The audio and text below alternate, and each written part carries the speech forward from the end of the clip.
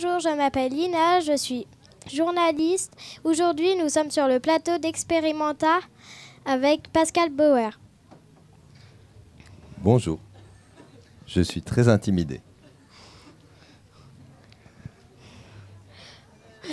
Bonjour, qu'est-ce que pour vous plasticien?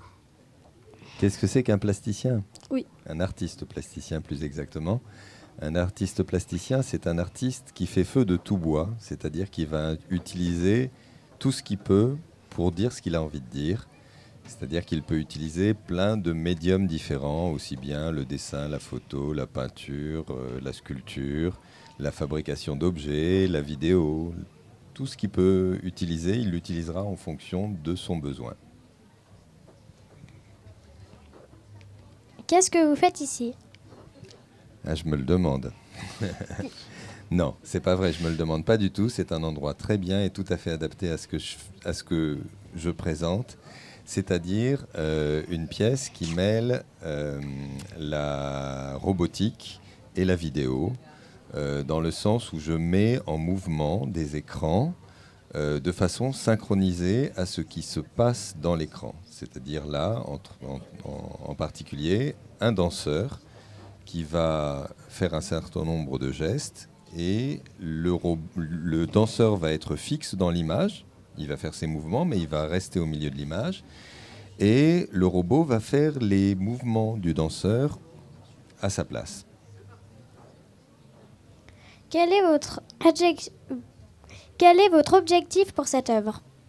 Alors moi, je travaille toujours dans le but d'exprimer un problème sociétal, donc qui concerne toute la société que je ressens. Et donc mon travail, il est un peu politique.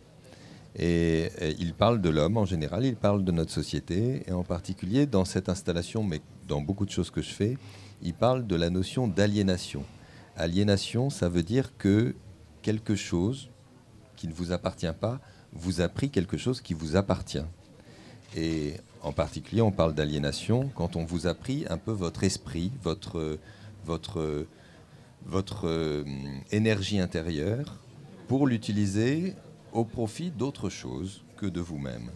Alors on parle par exemple d'aliénation du travail, ça veut dire qu'on prend le travail des gens pour en faire quelque chose d'autre ailleurs.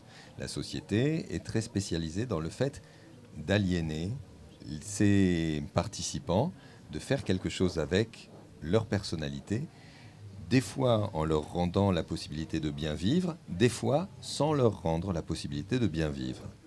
Et dans ce mécanisme d'aliénation, souvent, notre propre tête peut être assez friande d'être dans une espèce de confort de vie qui est dû au fait qu'on ne réfléchit pas beaucoup et qu'on se laisse porter par des choses qui peuvent nous manger à la fin. Alors je parle beaucoup de ça et cette installation qu'il y a ici parle précisément de ça. D'accord. Est-ce que votre travail parle de libre arbitre? Alors, il parle de libre arbitre, oui, parce que dans le mécanisme de l'aliénation, la chose principale qui se passe, c'est l'auto-aliénation. C'est-à-dire le fait que l'on choisisse de se soumettre à un ordre établi qui va nous utiliser. Alors, ce n'est pas forcément négatif. Il y a plein de cas de figure où, pour qu'une société fonctionne bien, il faut que les individus soient d'accord pour fonctionner avec cette société. Et ce n'est pas forcément une mauvaise chose, ça peut être une très très bonne chose. Mais des fois, il y a des débordements et la société peut être un peu comme un ogre, c'est-à-dire manger ses enfants d'une certaine façon, psychologiquement. Je parle de ça. Et donc le libre arbitre entre beaucoup là-dedans parce que le libre arbitre, c'est ce qui te permet à toi de faire tes choix, donc d'accepter de rentrer dans une mécanique ou de ne pas accepter d'y rentrer. C'est peut-être difficile ce que je raconte là pour des enfants. Non, c'est bon. Vous comprenez bien? Oui, c'est bon. Bon, bah c'est super. Pour vous, qu'est-ce que signifie le mot libre arbitre? Ben, c'est la question qu'on vient de poser. Donc il faut que, hop, tu rebascules tout de suite sur une autre question. Qu'est-ce qui vous a attiré par ce métier? Alors, Il n'y a rien qui m'a attiré dans ce métier. C'est simplement que je ne peux pas faire autre chose. C'est la réponse la plus simple que je peux te donner. C'est ce qu'on appelle une passion, c'est-à-dire que si je ne pouvais pas faire ça, si je ne pouvais pas m'exprimer en dessinant, en peignant, en écrivant, en photographiant, en faisant tout ce que tu veux de ce genre-là, je ne vivrais pas simplement. Je suis là pour faire ça. C'est obligatoire pour moi de faire ça.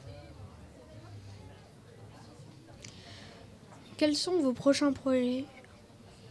Alors, mes prochains projets, ils parlent beaucoup de religion. Là aussi, j'en parle un peu dans cette installation. Ils parlent beaucoup de religion parce qu'on est dans une époque qui retourne vers les religions.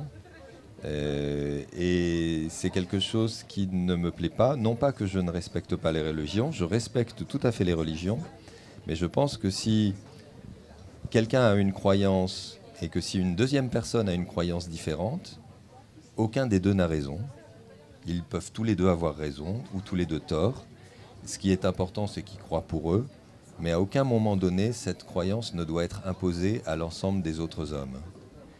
Et là, c'est une question de liberté individuelle.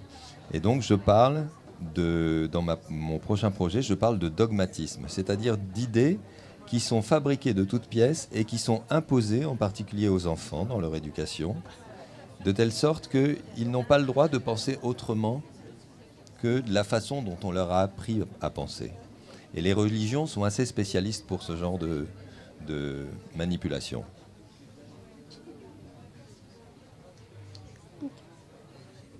Est-ce que ça vous dérange, ce que je raconte? Non, non. Non. Vous le comprenez bien?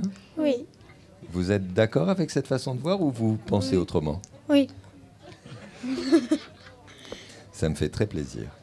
Ça me fait très plaisir surtout parce que ce sont des questions très difficiles et ça me fait très plaisir que des enfants puissent comprendre ces questions-là et puissent rentrer dans ce dialogue-là de façon très simple. Merci. Merci. Et bien, c'est moi qui vous remercie. Au revoir. Au Au revoir. revoir.